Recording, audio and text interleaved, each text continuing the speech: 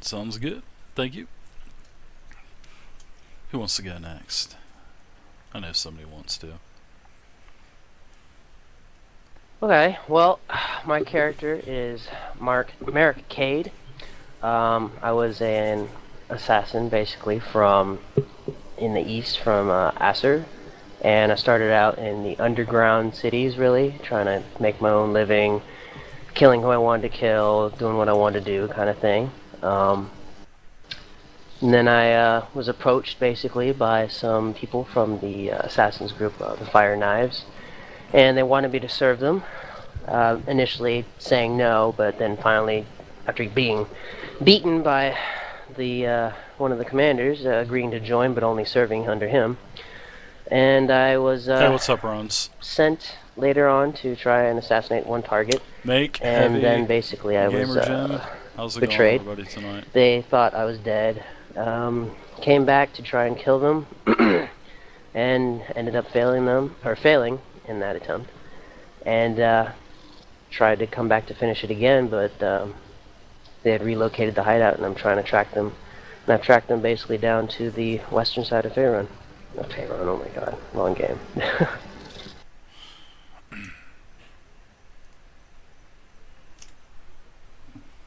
Alright. Appreciate it. Somebody go next.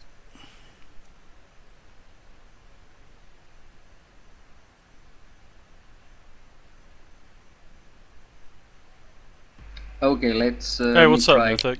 How you doing, man? Uh, I'm playing. I'm a human monk named Boros. The The Grecian Grecian Hammer! Hammer. Boris And the Grecian my Hammer! parents were attacked and left me on a Boris is doorstep from of Greece, so I call him the Grecian um, Hammer. It's an old funny. man. That old man trained me. And, he was very old, so when he passed away, he told me to find the masters that trained him, left me an amulet that I had with me, which is a sun with a pink crystal inside it. So I buried my master and left in order to find the masters of my master and become a better fighter and a better monk. Alright, sounds good. And the last person. Go for it.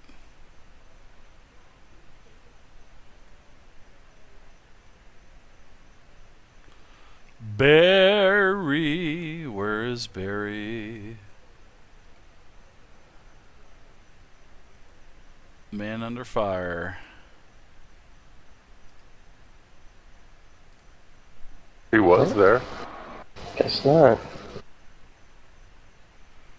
He's been idle an hour and 25 minutes now, so.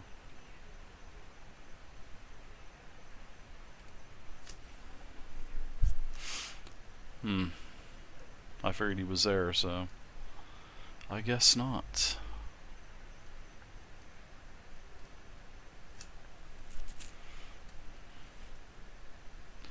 We'll give him a few more minutes, and if he's not there, I don't know, because he's actually the cleric, so.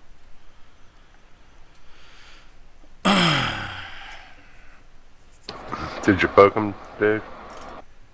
No, I didn't. He knows it starts at 8. I'm getting started a few minutes late, but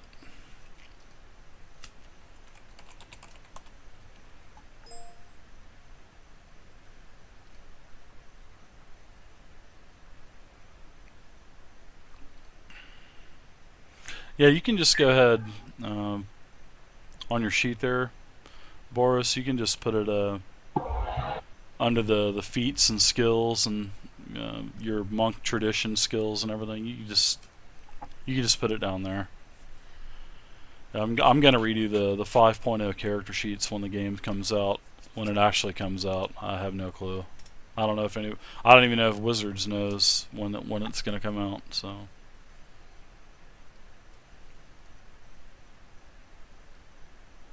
I'm thinking middle of next year. Yeah, that's what I'm They thinking. said around summer of 2015. Oh, really? Oh, that's cool. Yeah, there is an announcement on their site. Oh, cool. Oh, let's check it out real quick.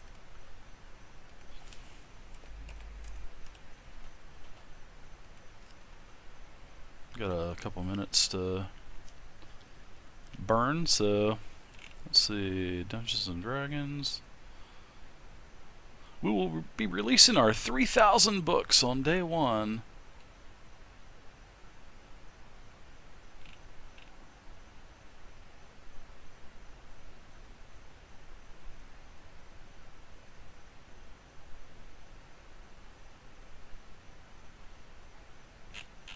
Don't see anything on the main page. Let's see if there's anything on Daily D&D.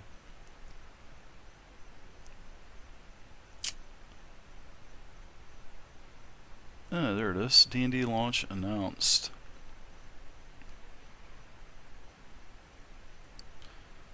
Summer 2014. The rules are complete. Well, it kind of scares me.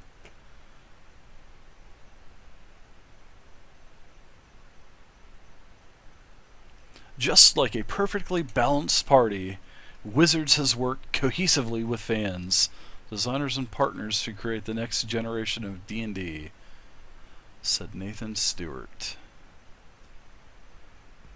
Let's see. Huh.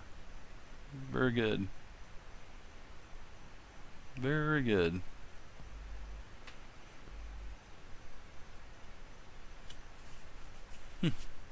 Well, that's good. At least they got it all announced. That's a good thing. Alright, guys, so we'll go ahead and we're going to start without him, so. And we'll. Yeah. Alright, so.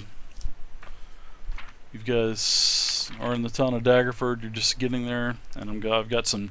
Like I said, we're going to go old school and do a module per se, and I think it'll be fun.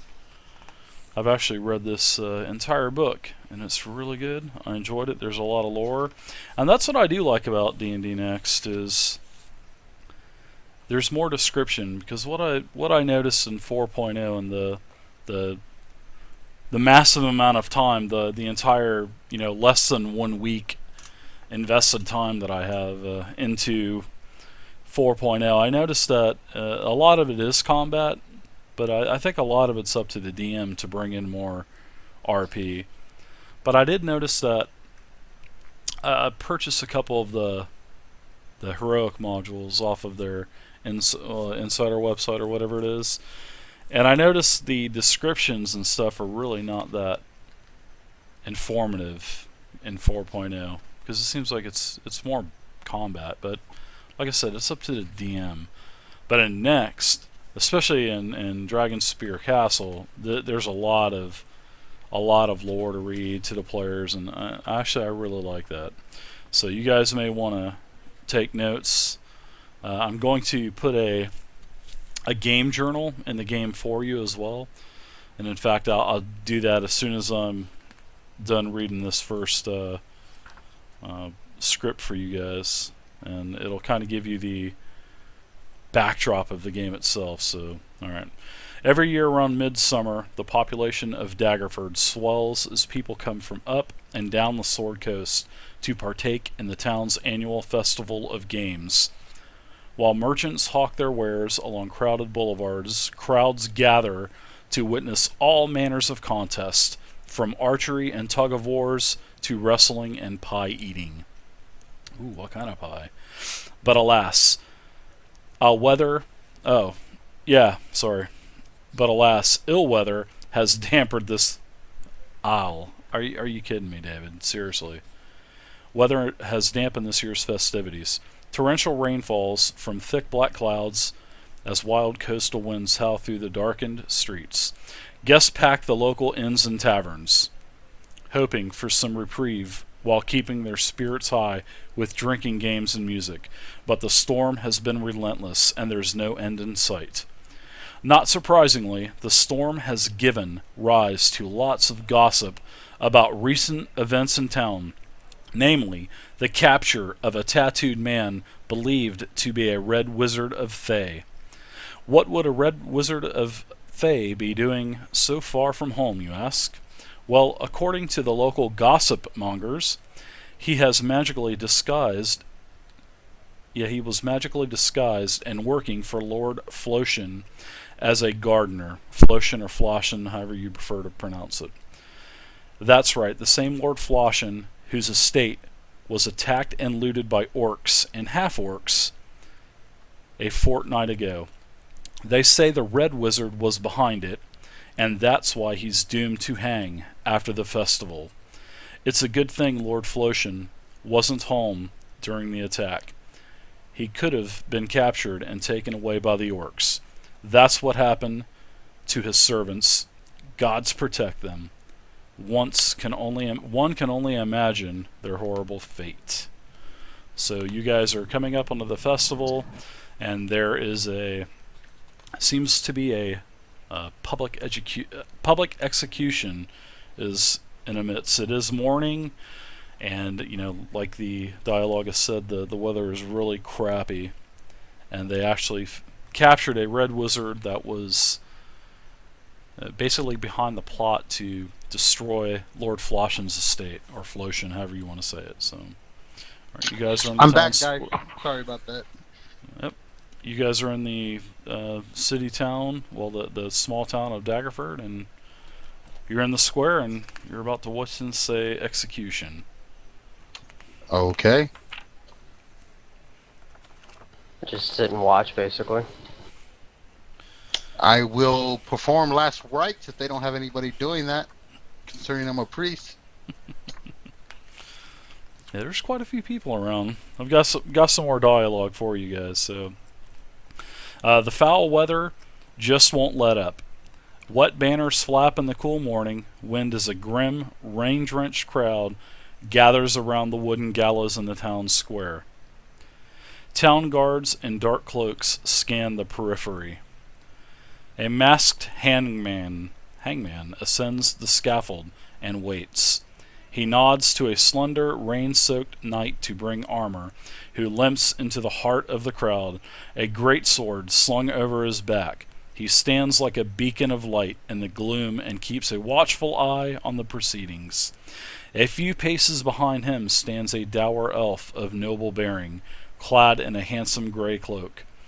The malice of the crowd turns to anger as the prisoner is hauled towards the gallows by a pair of cloaked guards. The bald wizard wears nothing but a loincloth, and most of his thin frame is covered with serpentine tattoos. His wrists and ankles are bound with rope, and his eyes and mouth have been sewn shut, a sight that doesn't sit too well with the armored knight. The rolling thunder of the storm cannot drown the roar of the crowd. Shouts of "Kill the fucking wizard" abound. One old woman cries out, "Filth for the maggots!"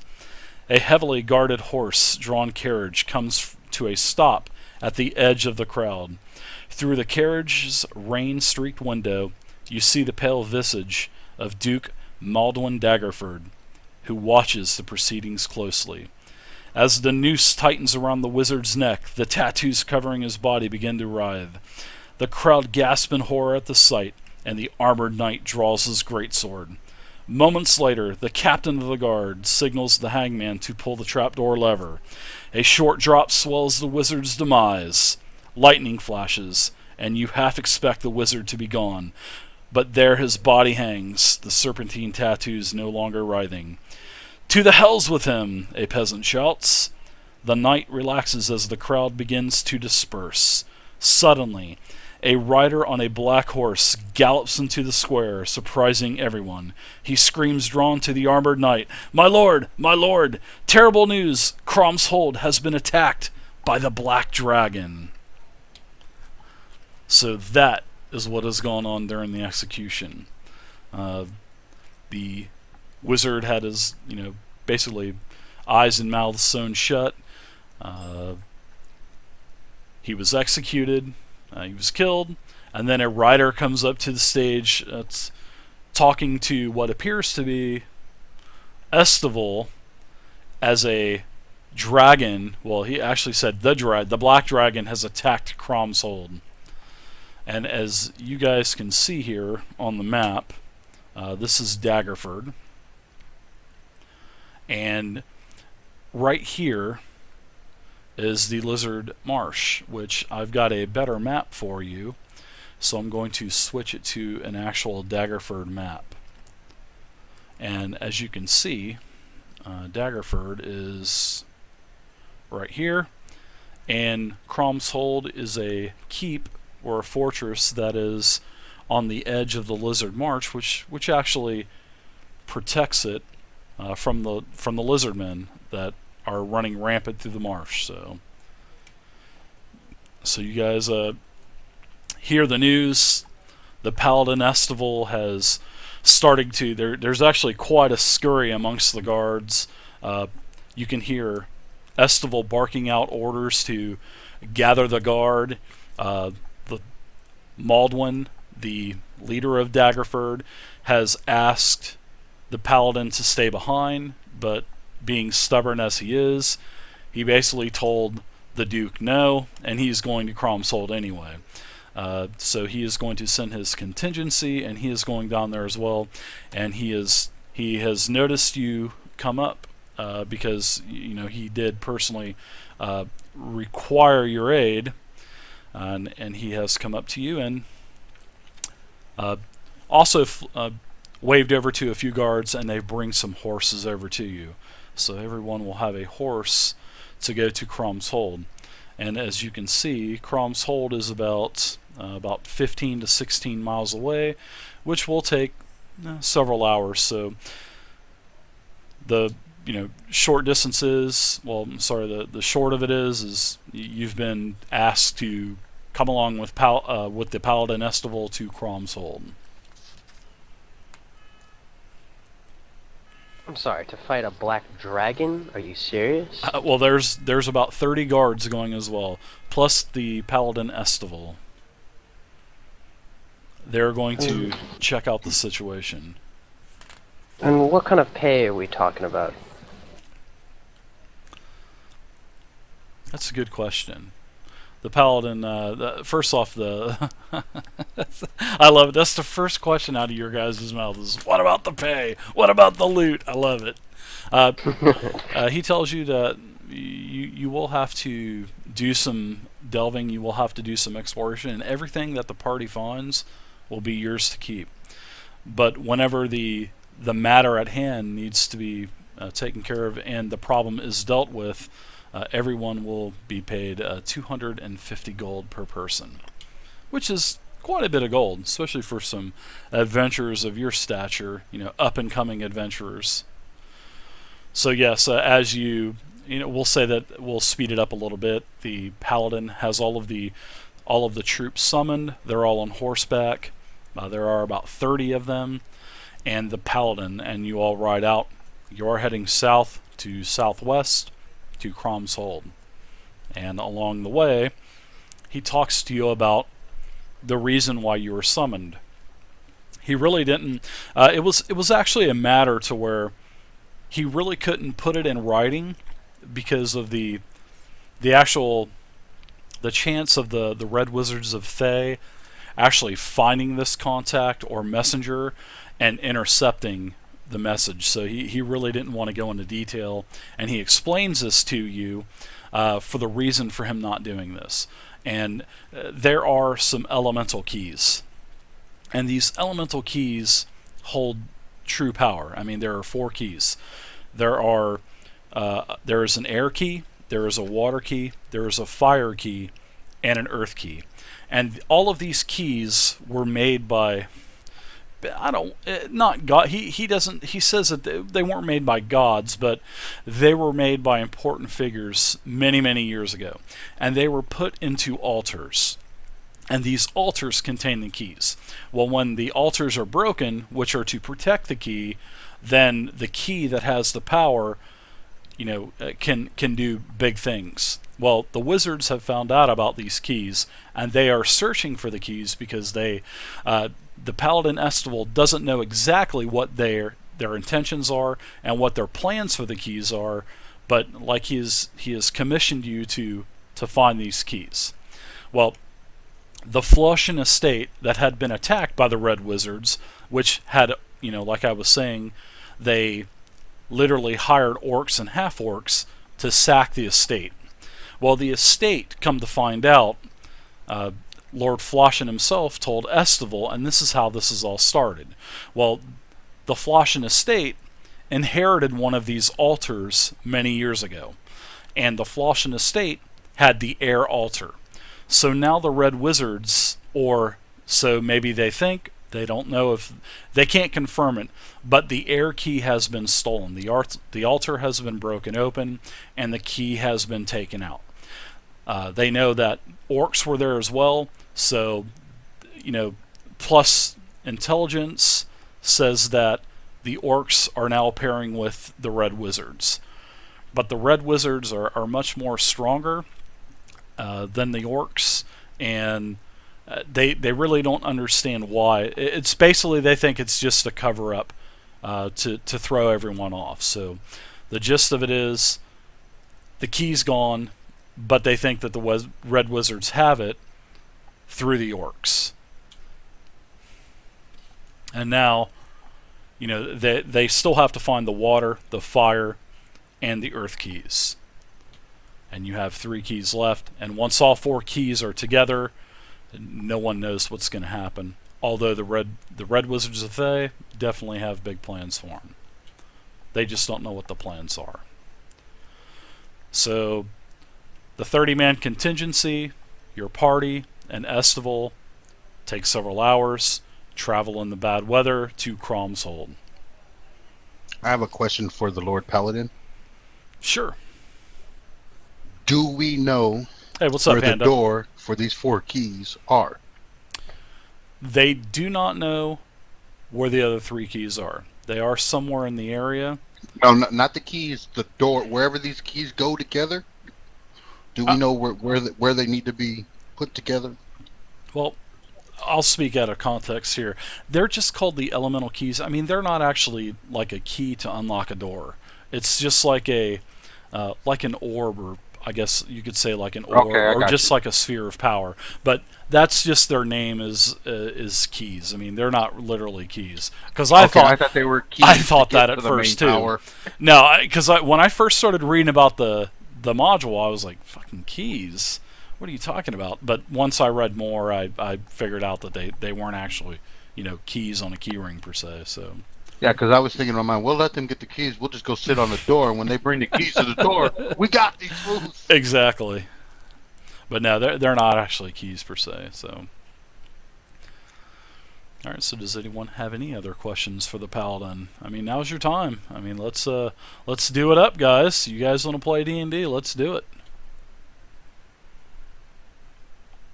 Is there some type of reward if we retrieve these keys? Well, the reward is your 250 gold. I mean, that is what you're paid to do. So, and So like I would was it be saying, perky?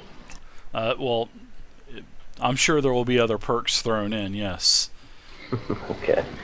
Oh, I'm sure there will be, especially if you find the keys and get everything under control and save the day. I'm sure there will be other rewards as well. But I mean, you're literally paid to come to Daggerford and do a couple small tasks. So you are on your way to fulfill one of your small tasks, which is fighting a black dragon, which is pretty insane for level 2 characters. So Yeah, I'm gonna hold off on any questions for him right now. okay. Yeah, me neither. 250 gold sounds much for me. It's okay. It's quite a bit of gold for for adventurers. Yeah, that's a your good level, amount of so, gold. yeah, it's Yeah, not too bad. I appreciate that. Okay. Yeah, I don't have any questions because he pretty much gave us all the answers and to this immediate issue. Yeah, he's And then he goes on to tell you as you're riding along as well. He was part of the Purple Knights, and the Purple Knights is a pretty prestigious group of not only adventurers but other knights and paladins and warriors and throughout the Forgotten Realms. So he tells you that some of his old stories and how he had fought dragons when he was an up and coming warrior like yourselves. But you can actually notice that he had to have help getting onto his horse because he does have like a limp, and he tells you that he had an accident many years ago that actually prohibits him from adventuring anymore. He almost had his leg was almost taken off by a Tarrasque, and he said it was a long and vicious fight, and several of his party members died, but in the end the Tarrasque fell, and he was left scarred for his entire life. So he basically hasn't adventured since. But time goes by, several hours go by, you talk to the paladin, you get to know him a little bit. What was his name again? I'm sorry. Esteval. Esteval. Esteval, whatever you want to say it. Esteval, the Yep. Purple Knight. I'm not Kill a the grammar Tarrasque. Nazi, so you Got can it. say it anywhere you want.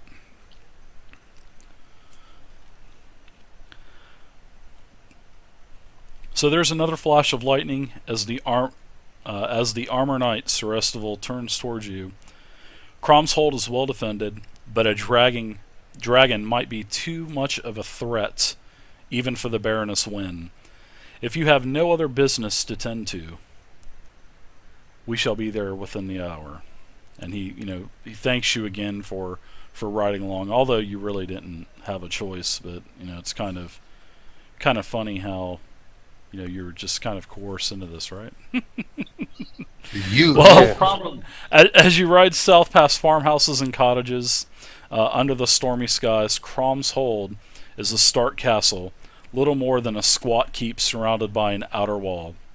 It looks like it has seen many repairs over the years. Galloping across an open field leading to the hold, you do not see or hear signs of battle. Thunder rolls across the sky as you approach. The rain turns to mist, and a cool coastal wind washes over you. The gates of Crom's Hold opens as you approach. Behind the outer wall is a bailey with a well, a stable, a small pasture, and a training yard. The keep itself is a simple manor house that looks relatively new. You see a row of 6 human corpses in the yard. You also see 6 guards standing watch along the west wall. An armored woman in her mid-30s emerges from the manor, accompanied by an armored man with a bandaged shoulder wound. As they approach, the woman removes one gauntlet and extends a hand to Sir Esteval. "Welcome to Crom's Hold, sir." "Baroness Wynn," the knight replies. "Don't tell me you've slain and buried the dragon already without me being here." "I'm afraid not," she says dryly. "I'm not as young as I used to be. But enough of that. My sergeant is stricken by a poisoned wound."